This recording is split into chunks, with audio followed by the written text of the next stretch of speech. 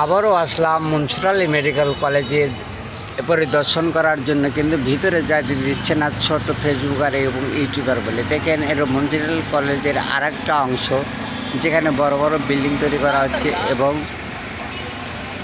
এবং সুচিকিৎসা করা হয়, উন্নত মানের চিকিৎসা করায়। দেখেন রোদের ভিতরে ভিডিও করা যাচ্ছে না, তা আমি সামনে দাঁড়িয়ে আমি ভিডিওটা করছি। ভালো লাইক কমেন্ট শেয়ার করে দিবেন এবং কমেন্ট করবেন বেশি বেশি করে, যেন সরকার ক্যান্সার এবং জটিল রোগের জন্য পদক্ষেপ নেয়।